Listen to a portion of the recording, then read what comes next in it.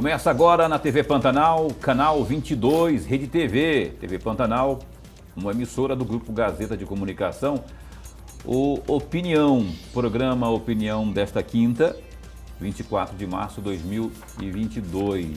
Bom, muito bom estar com você mais uma vez aqui ao vivo na nossa TV Pantanal e com Opinião, né? Muito obrigado por estar conosco, não é? Já 2 anos aqui, todos os dias, batendo ponto aqui com sempre uma entrevista interessantíssima para que a sua noite se torne mais, além de agradável, melhor informada também.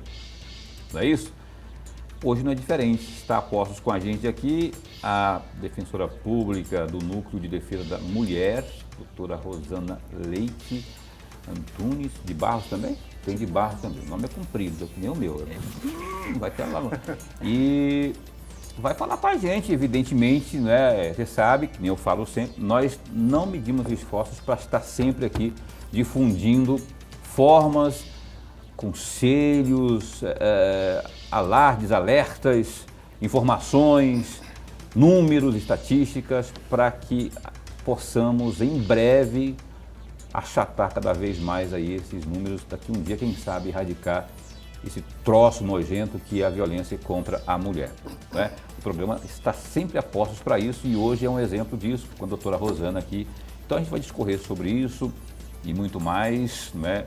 Apontar mais uma vez os canais para que você denuncie, seja você vítima ou que está aí próximo da vítima, né? Para não deixar o pior acontecer.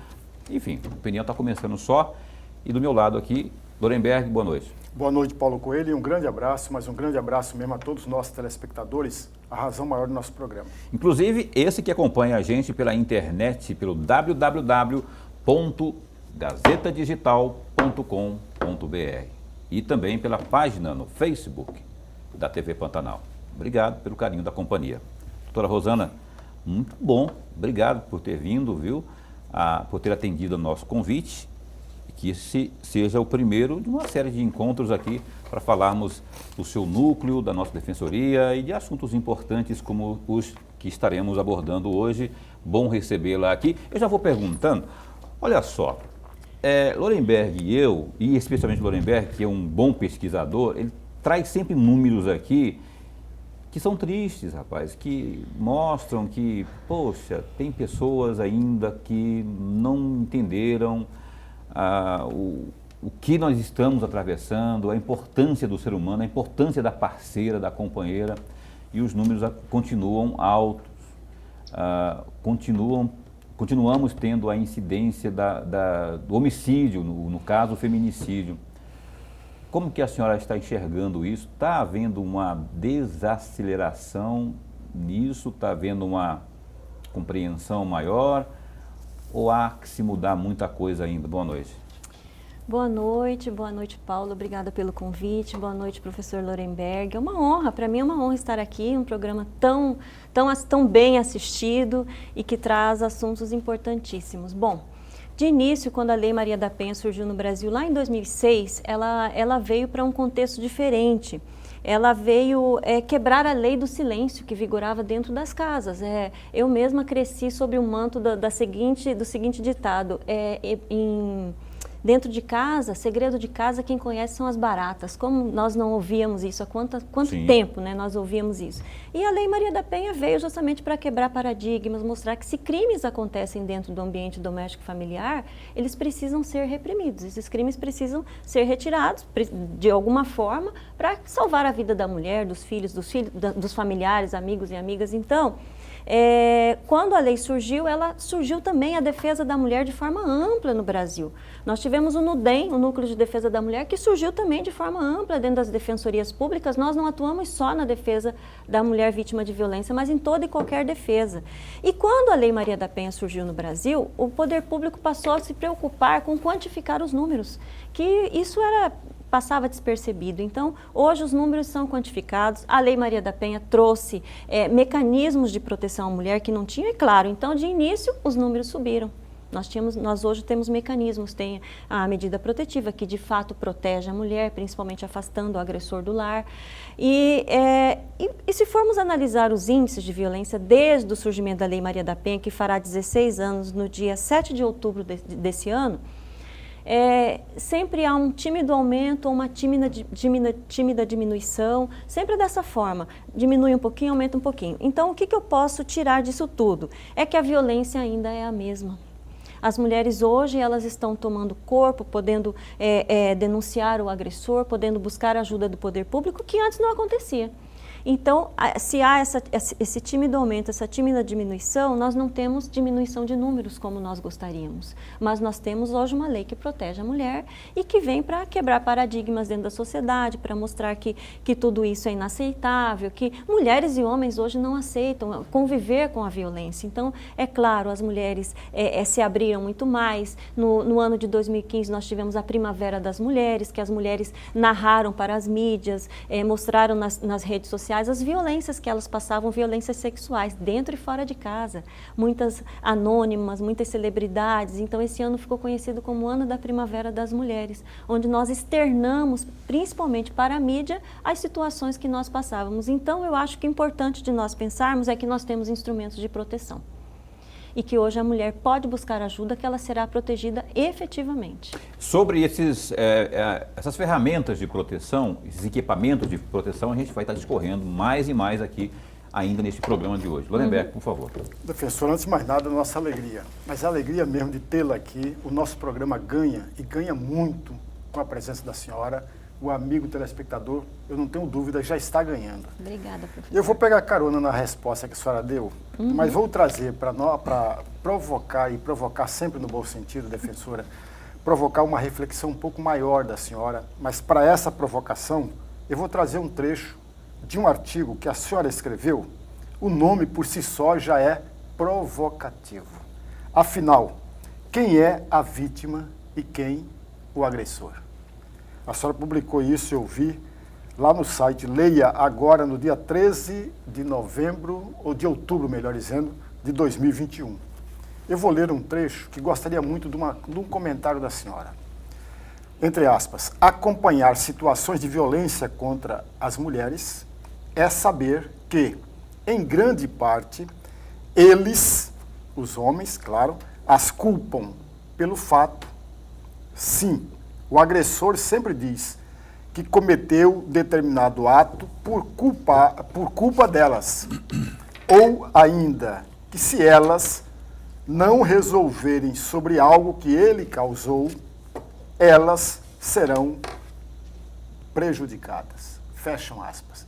Gostaria muito de ouvi-la com a seguinte pergunta. Aliás, vou tirar o título para perguntar à senhora.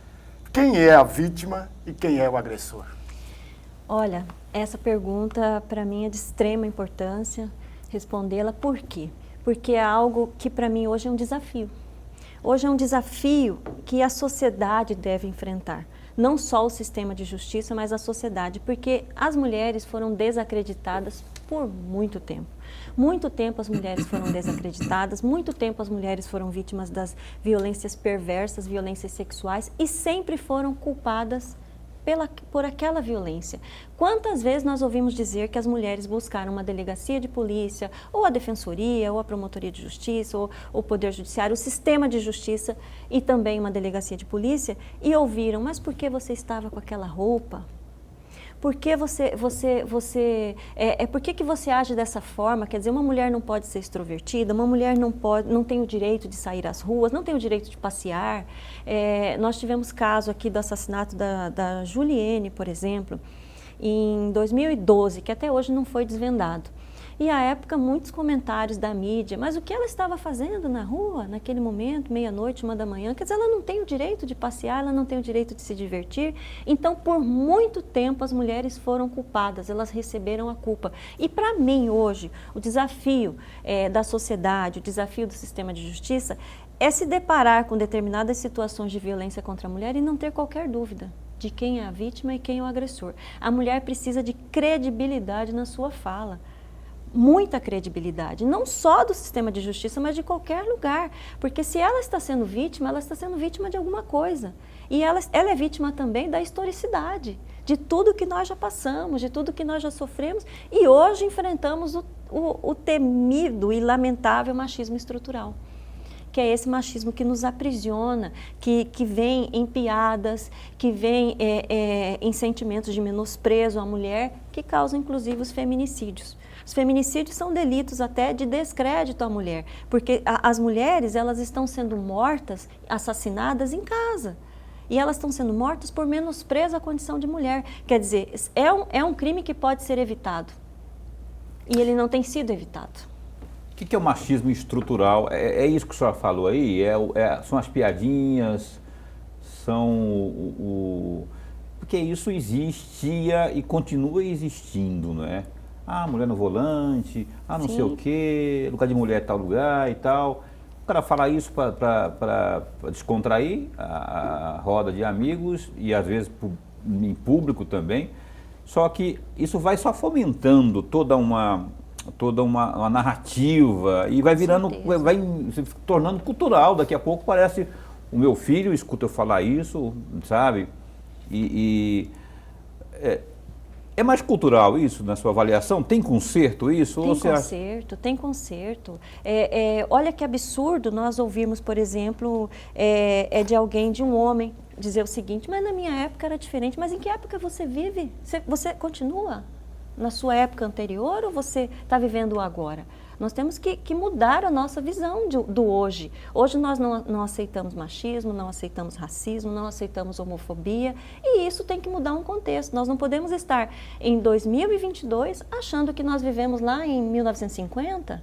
Se eu nasci em 1940, 1950, quer dizer, eu posso justificar que eu tive determinada criação. Claro, a criação dos filhos e filhas é muito importante. Se uma família tem um casal de filhos, por exemplo, e dá uma posição diferenciada para um menino, se cria o menino de forma diferenciada da menina, dá um poder a mais para esse menino, ele não vai querer perder esse poder nunca. Quem é que quer perder um tratamento diferenciado, um poder, entre aspas, né? Então esse menino ele vai achar que ele é superior à mulher a vida inteira. Então nos cabe sim.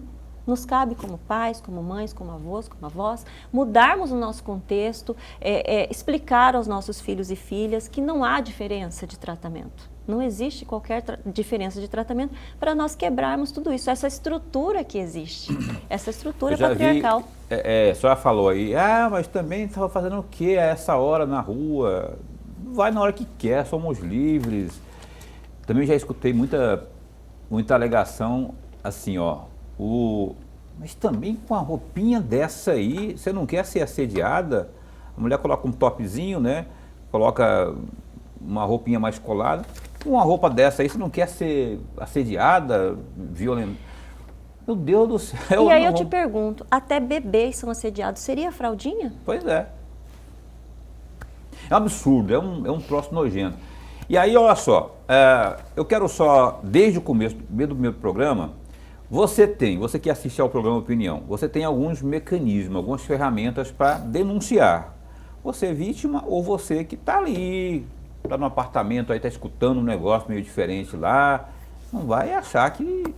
Então você tem algumas ferramentas. Os canais, me ajuda aí, doutora, 180, é 180, não é? 180, além do 190, tem 191 também, não tem? Sim, que é dos direitos humanos, né? Direitos humanos. Então, denuncie. Eu vou pedir depois, se tiver como colocar no rodapé, lá. Esse aí é um outro telefone que as o Núcleo de Defesa da Mulher, do núcleo, né? É do nosso núcleo. Então, isso aí é do Núcleo de Defesa da Mulher. Isso aí é um outro contato que você também pode estar acionando quando precisar desse tipo de serviço aí. 190, 191 e 180. Então, denuncie, não fique quieto. Além, eu queria que a senhora falasse do SOS Mulher e também do botão do pânico, que é um instrumento que também está sendo usado aí, e das medidas protetivas. Só que as medidas protetivas a gente já falava no segundo bloco.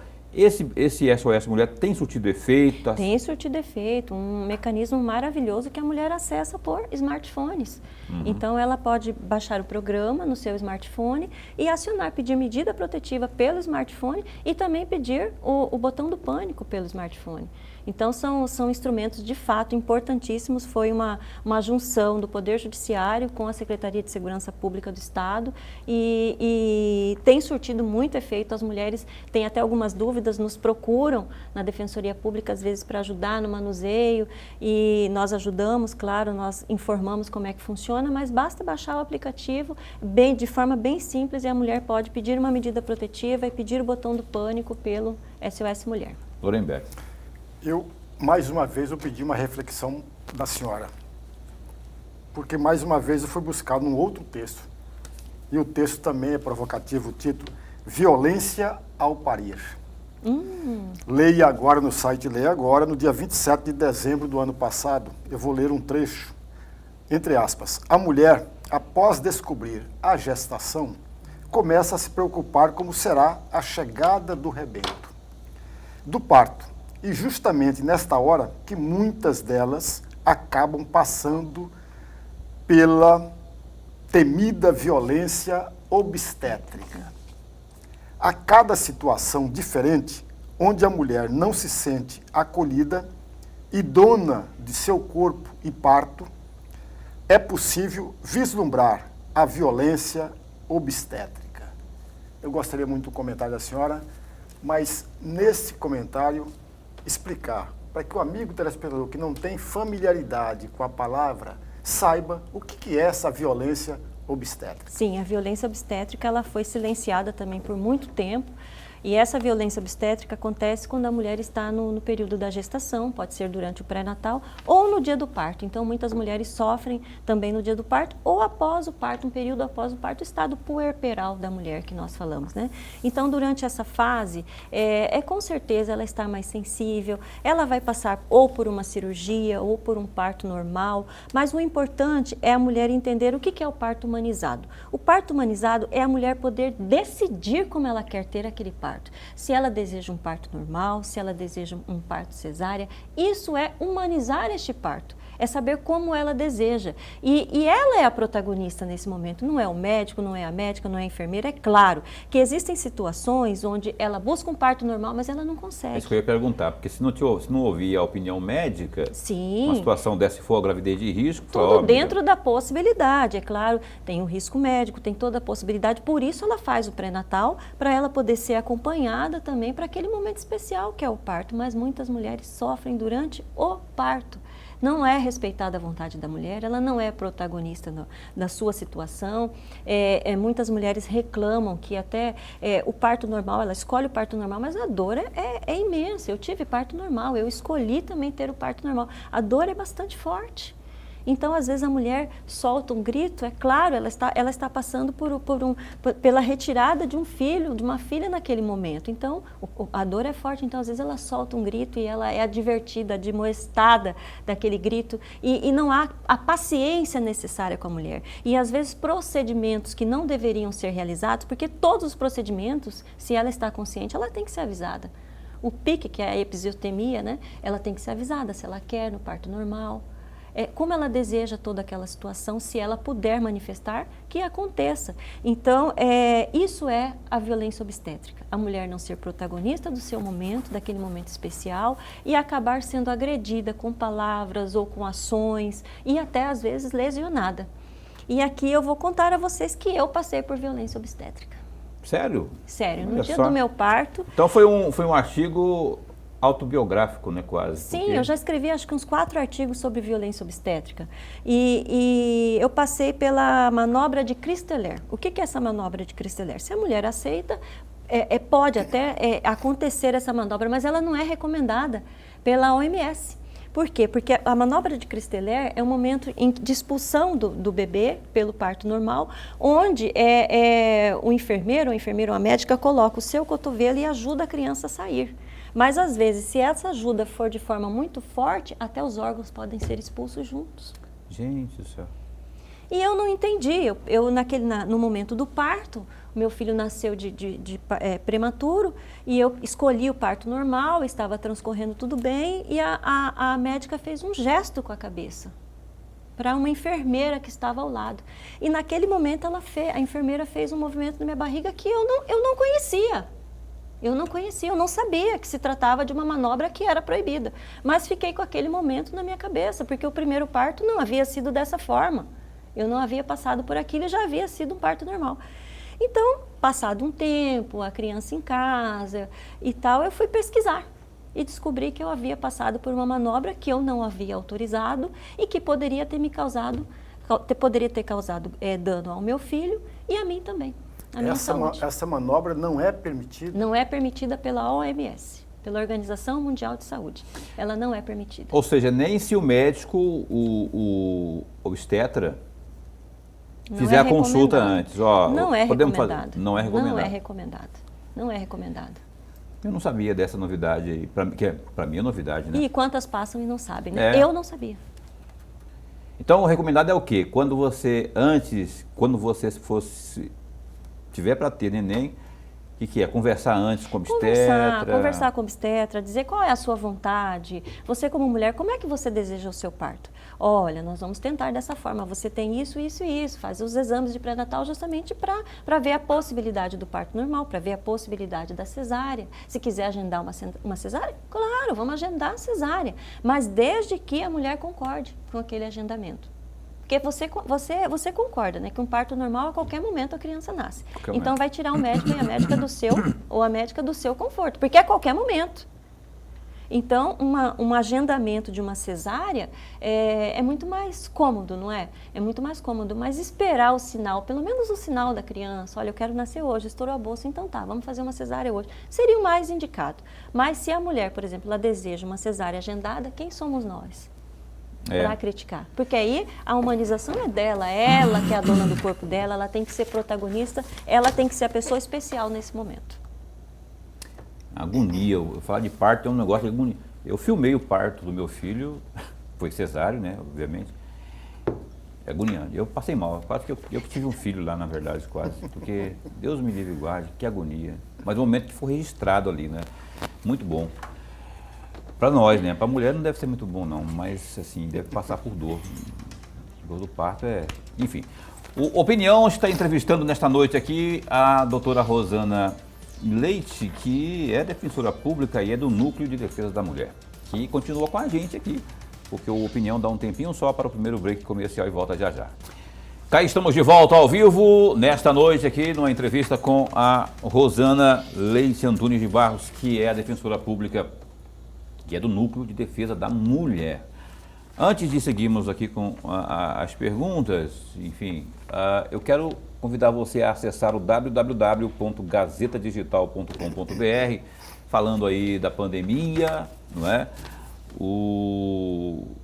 Com uma morte registrada nas últimas 24 horas por Covid-19, Mato Grosso chegou à marca de 14.852 óbitos pela doença desde o início da pandemia. Também foram confirmados 536 novos contágios no mesmo período, segundo o boletim epidemiológico da Secretaria de Saúde, que foi divulgado hoje, quinta à tarde. Agora, Mato Grosso contabiliza 723.464 casos de coronavírus confirmados em todo o estado.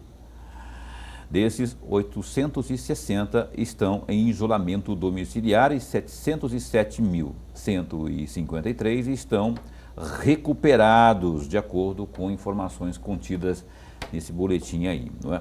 Considerando os casos confirmados, os suspensos e também os descartados para a Covid-19, há 69 internações em UTIs com taxa de ocupação de 26% e 38 internações em enfermarias que contam com 8% de ocupação. Também está aí no Gazeta Digital, ó.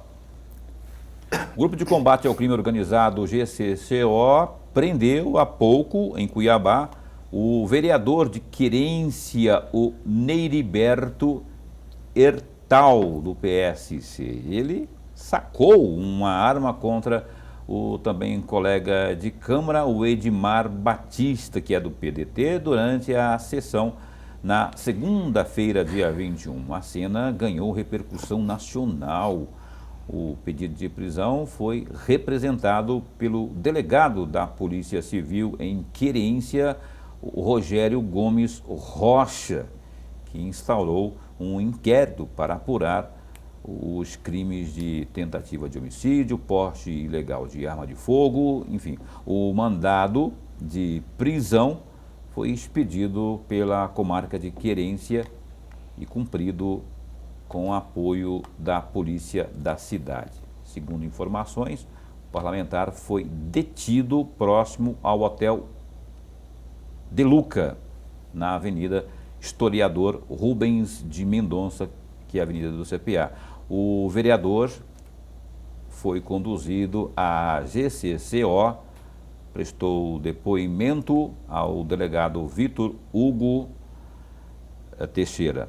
Após mais de 2 horas de depoimento, o parlamentar foi conduzido para Polinter. Ele também passa por exames de corpo de delito. Se a moda pega em Nuremberg, você imaginou? Quando um troço estiver meio acalorado ali na cama de Cuiabá. Vossa Excelência vai levar um tiro. Rapaz, esse negócio de valentão não rola não. Lá no interior, Querência é gauchada aquela lá, né? A maioria lá é de gaúcho, povo do sul lá. E não compensa, meu cara, não compensa. O negócio é... Ali é parlamento, para quê? Para parlar. Se você perdeu no argumento, não adianta sacar. Mas seria um troço, né? Imagina um negócio desse aí. Ainda bem que tem uma polícia eficiente. Isso não é admissível. O parlamento é algo sagrado para discussão de ideias, para discussão de projetos. Aliás, já teve caso no Senado, o pai do Collor de Mello, que era senador à época, atirou em um colega senador e acertou no outro, e o que acertou morreu. Ah, é? Dentro do Senado. O que levou o tiro, né? O que levou o tiro, que não tinha nada a ver com a briga, com o conflito dos dois. Não sabia dessa história, não. Eu sei que aqui em Cuiabá teve um negócio do Wilson Teixeira Coutinho, coisa assim. O Wilson Coutinho também teve uma história de violência nos anos 80 também, não sei, não lembro da história. Teve uma situação também aqui. Na Assembleia Legislativa nossa aqui, um deputado chegou a ir quase que todos os dias à Assembleia armado. Que tinha um coronel da PM... Já tem algum tempo isso. Não, aqui tinha um coronel, eu não estou ligando esse fato que eu estou falando ao fato que o Lorenberg está falando, que era lá de Vargem Grande, lá, o Taborelli. Ele era, né, enfim, da bocuda na cintura. Eu não lembro se ele levava isso lá no parlamento, mas é provável, né, porque necessariamente não tem a obrigação de deixar em casa a sua arma, por ter o porte, obviamente. Mas assim, lá no parlamento levar arma, imagina ficar brigando lá. Lá no parlamento eu vi um negócio uma vez que a Janaína Riva e o então deputado Jajá Neves, rapaz, eu nunca vi uma mulher brava que nem aquele jeito. Aquele dia lá. O Jajá meio que provocou a Janaína. Quando a Janaína vier aqui, acho que semana que vem ela vem aqui, eu vou relembrar esse caso. O Jajá meio que provocando assim, falou umas coisas, deixou a Janaína meio irada. Eu vi aquela mulher possessa, assim, dedo em riste, assim. Se ela tivesse armada, acho que ia dar um quiprocó. E eu lá, né, com a maquininha, falei, se sair alguma coisa, eu vou registrar, vou ganhar capa de jornal. Enfim, olha, a opinião está no ar aqui, vamos trocando, agarramos na conversa aqui. O assunto aqui é a defesa da mulher, não é? E a doutora Rosana Leite está aqui conosco, é defensora pública do Núcleo de Defesa da Mulher. Tem uma pergunta que chegou aqui pelo WhatsApp, bora ver quem está participando com a gente. Boa noite, meu nome é Jefferson, sou cientista social. Eu gostaria de saber da promotora, que na verdade é defensora, viu? Se a Lei Maria da Penha é suficiente para se combater um problema que é crônico na sociedade se não, quais são outros artifícios aí que podem ser criados para reforçar o combate a esse tipo de crime? Outra questão, qual é a causa do Mato Grosso ser um estado que sempre está entre os primeiros no Brasil em número de feminicídios? Então, a pergunta muito bem formulada, obrigado pela participação aqui. Thaís, esteja à vontade. Quem dera apenas o sistema de justiça e as leis resolvessem, né? É claro que a Lei Maria da Penha é uma lei, como sempre nós mencionamos, é a terceira lei mais importante no que diz respeito à proteção à mulher vítima de violência, segundo a ONU. Mas não é só a Lei Maria da Penha. A Lei Maria da Penha não vai resolver nada sozinha, nem o sistema de justiça, como nós estávamos falando aqui. Nós temos que quebrar, sim, o machismo estrutural, o patriarcalismo, a forma que nós tratamos nossos filhos e filhas, como nós vimos falando. Então, é muito mais que isso, é claro. A Lei Maria da Penha, ela veio num contexto diferenciado para também ajudar a quebrar esses paradigmas, porque dentro do artigo 8º da Lei Maria da Penha existem políticas públicas para serem cumpridas, existem ações importantes. Então, ela trouxe também mecanismos importantes, tal como a medida protetiva, que nós vamos tratar mais tarde, né? Daqui a pouquinho. Então, a medida protetiva, ela de fato protege a mulher, ela vem a proteger toda e qualquer mulher, todo e qualquer segmento de mulher, qualquer pessoa, qualquer ser mulher, qualquer pessoa que se sinta mulher, ela deve estar protegida pela Lei Maria da Penha se ela sofrer violência no âmbito doméstico e familiar. E o que é esse âmbito doméstico e familiar? É só a mulher dentro do relacionamento íntimo e de afeto? Não, é qualquer mulher que venha a ser vítima de violência dentro de casa. Pode ser uma filha que pode sofrer violência da mãe também. Será que a mãe agiria da mesma forma, com a mesma violência com o filho? Então, nós temos que analisar todo esse contexto. A avó, uma vez, uma certa situação, eu estive com uma senhora que me procurou na defensoria e falou, olha, quando eu nasci, fui vítima do meu pai de violência, fui maltratada em casa. Casei e passei a ser vítima do marido, do companheiro. E agora, na velhice, ela me procurou, estou sendo vítima do meu filho. Do filho, olha do só. Filho, quer dizer, e isso é bem recorrente, né, doutora? Muito recorrente, isso acontece demais. E do neto também, neto para do neto, do filho. Então dentro do contexto doméstico e familiar, muitas mulheres, qualquer mulher pode ser violência, pode sofrer violência. O que pouco se fala, as empregadas domésticas que moram dentro de casa, que convivem no ambiente doméstico familiar, podem ser vítimas de violência doméstica.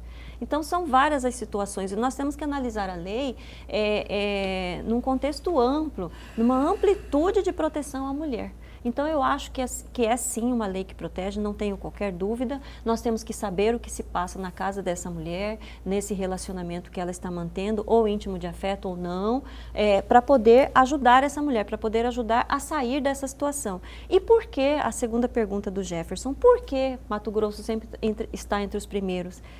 Será que somos um estado extremamente machista?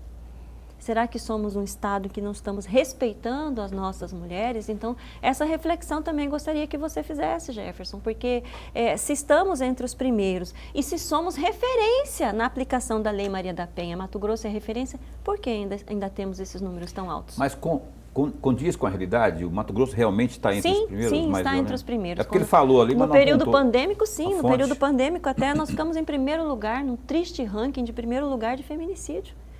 De acordo com... sim, proporcionalmente ficamos, infelizmente. Isso nós estamos analisando da seguinte forma, nós temos as estatísticas da Polícia Judiciária Civil, mas a única estatística que eu sempre coloco em dúvida é do feminicídio. Por quê? Porque para mim 90% das mulheres assassinadas são vítimas de feminicídio, morrem por menosprezo à condição de mulher. Então esse número que temos é maior. De feminicídio, sim, a meu sentir.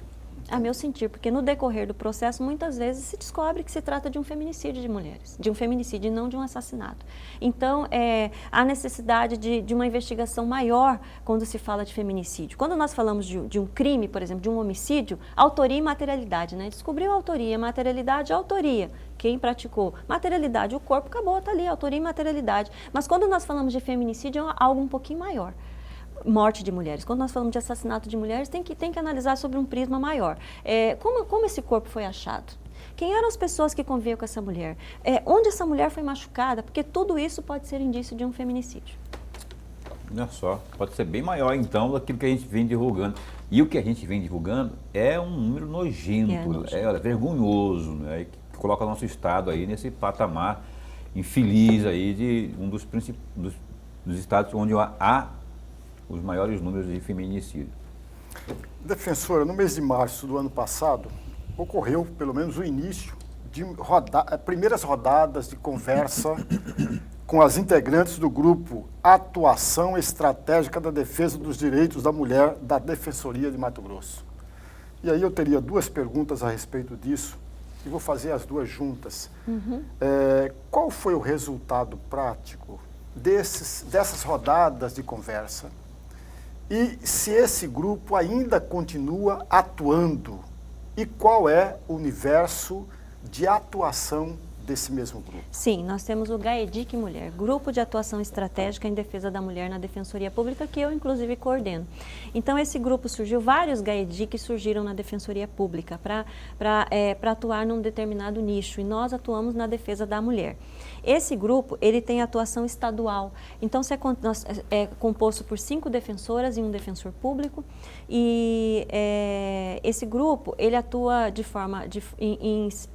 em situações pontuais, de forma estadual, e nós expedimos ofícios, podemos entrar com as ações. Então, quando somos procurados, ou quando acontece alguma coisa, nós acabamos atuando com o GAEDIC Mulher, com esse grupo de atuação estratégica.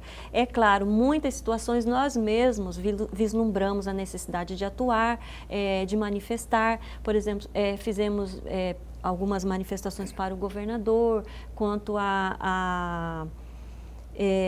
ao núcleo de atendimento à mulher da delegacia, fizemos um pedido para a presidente do tribunal, para a desembargadora Maria Helena, para que a Lei Maria da Penha fosse atendida, os processos tramitassem em apenso, que é uma atribuição muito bacana que contém na Lei Maria da Penha, no artigo 14, que os processos cíveis e criminais devem correr em apenso para proteção da mulher. Então, em algumas situações nós vamos atuando para que haja realmente o fomento da discussão de forma estadual. E com ações ainda não entramos com nenhuma ação judicial, mas discutimos cartilhas, palestras, o GAEDIC promove, então são situações pontuais do Estado.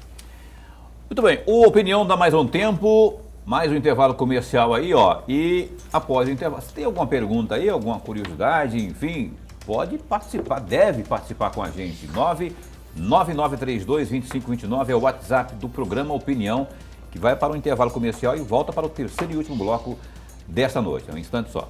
Então a gente retoma aqui a entrevista nesta noite com a doutora Rosana Leite, que é da Defensoria Pública, do Núcleo de Defesa da Mulher da Defensoria Pública. Doutora, as medidas cautelares, eu fico pensando comigo assim, a senhora falou aí, eu concordo, que elas surtiram e continuam surtindo efeito muito positivo. Só que eu queria, não sei se a senhora tem esse dado, mas a gente percebe ao noticiar aqui que ainda há gente audaciosa, agressores audaciosos que as descumprem, né? Sim. Outro dia mesmo eu fui acionado aqui no celular pessoal aqui, uma pessoa querendo um help, né? Uma sugestão que fazer, porque o namorado não estava dando sossego e ela estava com a tal medida protetiva, estava lá na Assembleia Legislativa e o cara ele acionou o botão do pânico, enfim, virou um troço só e eu encaminhei para ele da PEN, encaminhei para todo mundo.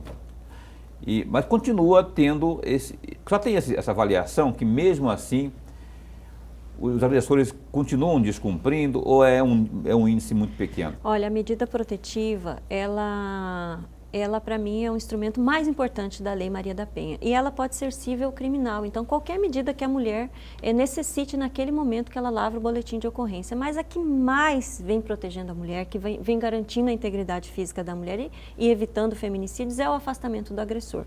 E esse afastamento do agressor, ele de fato garante a vida da mulher. A medida protetiva garante com que a mulher possa ter um sossego, entre aspas, mas ela se constitui numa medida num papel. E por que isso é tão grave? Por que a violência contra a mulher é tão grave dentro de casa? Porque o agressor, o homem que está praticando esse ato, ele conhece a rotina da mulher. Ele conhece a vida da mulher, ele conhece a intimidade da mulher, ele sabe onde ela costuma frequentar. Então ela, entre aspas, é uma presa fácil para ele. Então a medida protetiva existe para que ele realmente fique afastado, mas se ela estiver sendo descumprida, nós temos que ser comunicados. O poder público tem que ser comunicado imediatamente. Quisera cada mulher tivesse um policial a acompanhando. Quisera nós gritássemos polícia e estivéssemos a polícia aos pés, não é o caso.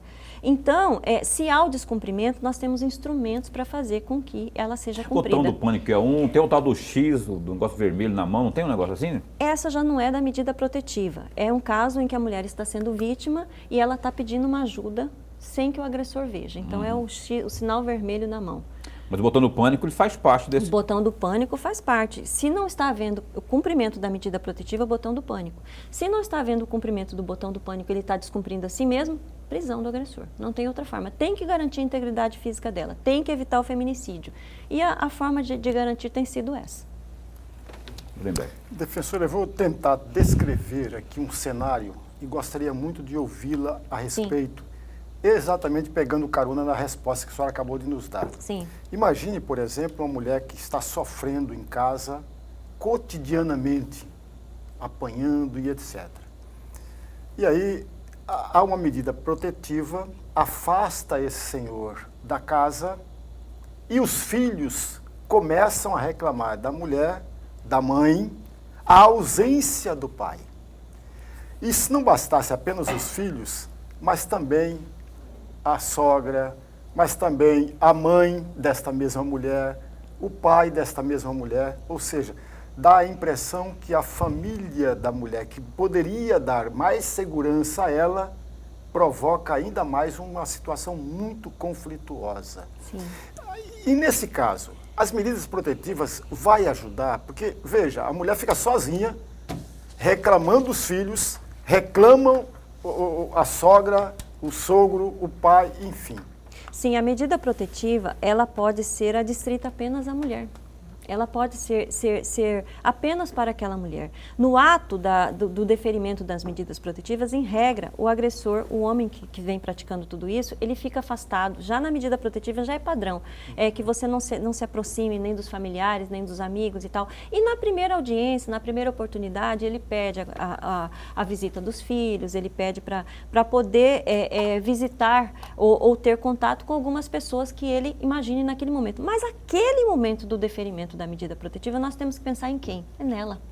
É naquela mulher que está sofrendo e que pode ser vítima de um feminicídio. Ou pode ser vítima de uma lesão corporal grave, tal como aconteceu com a própria Maria da Penha, que deu nome à lei, né? Então, a medida ela pode ser apenas para a mulher. Se os filhos, as filhas estão reclamando, pode ter contato com o pai, se a família vem a reclamar, mas há necessidade de entender esse contexto que a mulher passa. Então, muita coisa que acontece dentro de casa, apenas a mulher conhece, com aquele agressor, com aquele homem. Por que será que ela pediu aquela medida? Será que ela está pedindo aquela medida por ser má? Não. Nós estamos acompanhando os índices de violência. Então, há necessidade também da compreensão das pessoas que estão próximas de que toda aquela situação é grave e que pode redundar em algo pior para aquela mulher. Daquelas pessoas que estão à sua volta. Então, isso que você está falando, isso que o senhor está falando, professor, é muito importante porque acontece muito. Acontece muito da sogra, olha, nós convivemos tanto tempo, o que é isso? Eu sou uma mãe para você, quer dizer, acabam dando o descrédito que nós falamos à palavra da mulher. Por que você está agindo dessa forma? Para proteger a minha integridade, para que eu tenha um pouco de felicidade, um pouco de liberdade que eu não estava tendo. Doutora, como que o núcleo de defesa da mulher ali na Defensoria Pública está trabalhando nesse momento? Quais são as ações no caso das notificações, da retificação no documento dos transgêneros? As pessoas, os transexuais, por exemplo, que querem trocar de nome, né, o nome civil. Como que está sendo isso? Só tem dados que a gente possa estar trazendo aqui? Sim. Essa é uma ação nova. A Antonieta Luiza Costa, que é presidente do Imune aqui em Mato Grosso e que administra a Casa das Pretas, me procurou e disse dessa necessidade. Hoje, o CNJ, não há necessidade de entrar com uma ação judicial para fazer essa retificação dos nomes. Basta a pessoa que deseja a retificação do seu nome, o transgênero, a transgênera, comparecer a um cartório, apresentar aquela documentação, as certidões necessárias e fazer essa modificação.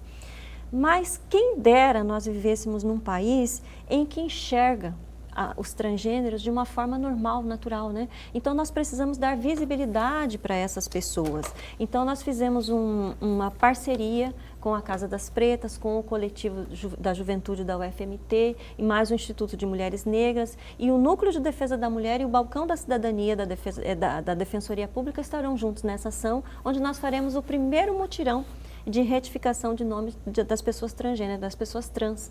Acontecerá no dia 28 de maio, o dia inteiro lá na Casa das Pretas, mas nós já estamos pensando em que essas pessoas, já vamos começar a lançar os banners para que as pessoas já providenciem os documentos, são bastantes documentos, mas a Defensoria pede todos esses documentos de forma gratuita para que essas pessoas possam garantir a sua identidade, a sua real identidade, a sua dignidade. Então haverá esse primeiro mutirão aqui em Mato Grosso de retificação de nomes, para que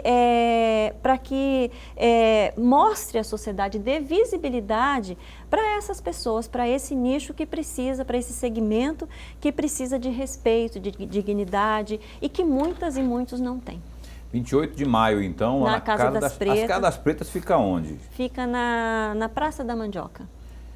Então tá dado o recado aí, você que tem interesse aí, será um mutirão e será facilitado na questão de documento, não vai ser burocrático como se imagina, não. Então é só marcar bem essa data, dia 28 de maio, não está tão longe assim não, fique bem esperto que aí é a chance que você terá para... Nesse dia nós receberemos os documentos, as certidões para dar entrada e o cartório estará conosco também, o cartório do Cochipó, da Tabeliã Larissa, e ele estará conosco naquele momento recebendo os documentos e posteriormente já entregará o documento a elas e eles. Eu tenho uma dúvida, essa já é bem minha mesmo assim, enquanto jornalista e quando fui repórter de polícia, quando aconteciam, infelizmente, isso ainda acontece, né? Crimes, homicídios envolvendo transexuais. Mato Grosso, inclusive, infelizmente, também tem muito disso, os índices são grandes, ano a ano.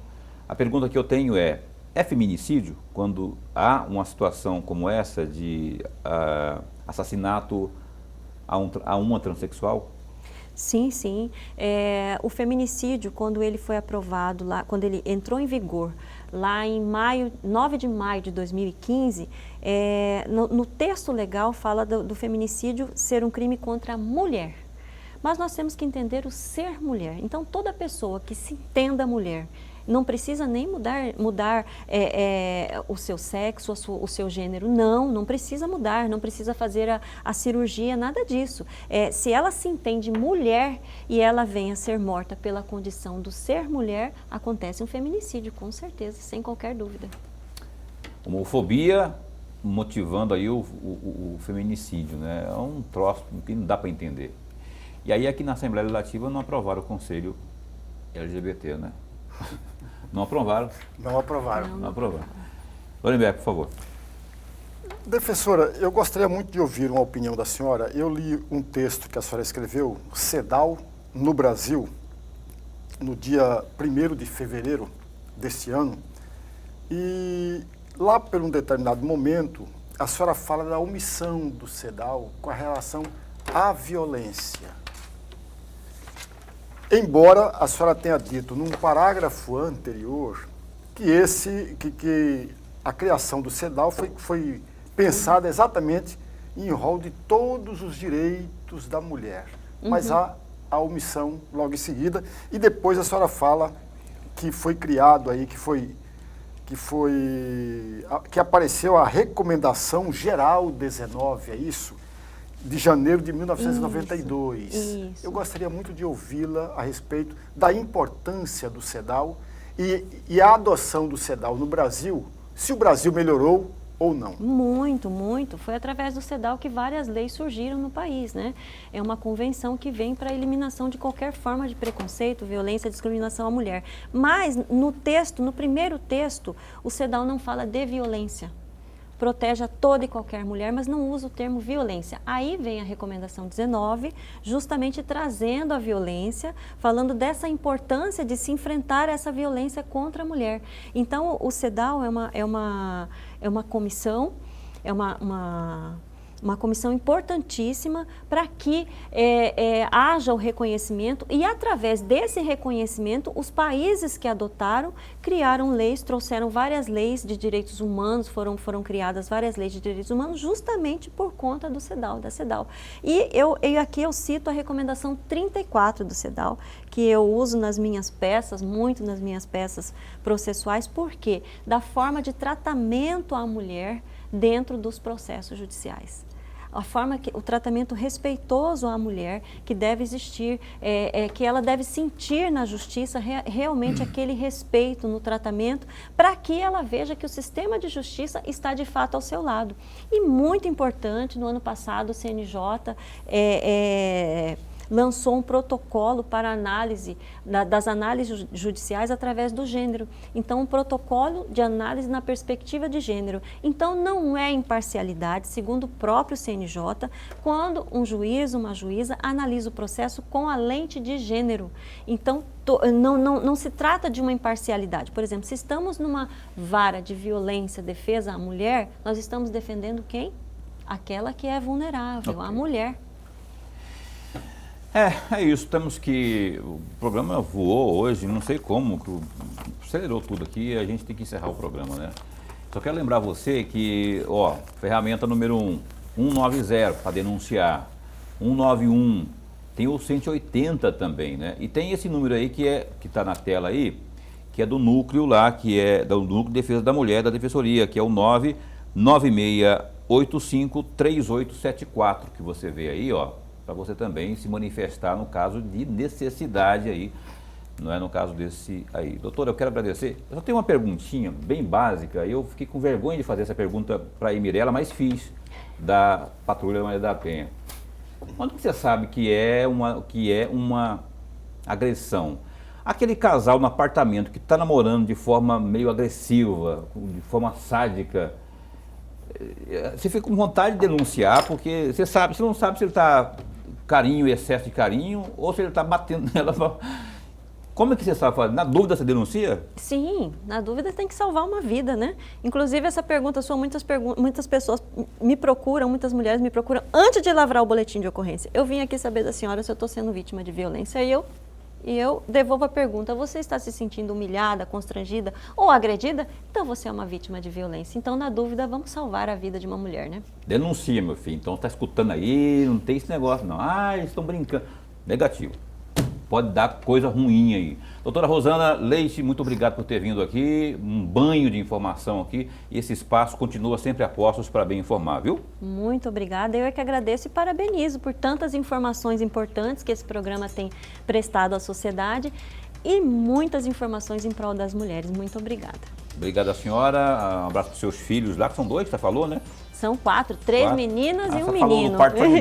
Falou do parte 2, só os outros 2 ficaram com ciúme lá. A Cristiane que está ali, que é a irmã Cristiane, um abraço também, obrigado pela presença. Lorenberg, até amanhã. Até amanhã. O Charles Caetano, que é o secretário de Desenvolvimento Econômico de Várzea Grande, será o nosso entrevistado ao vivo às 7h30 da noite. Portanto, fica bem, até lá, fica com Deus também.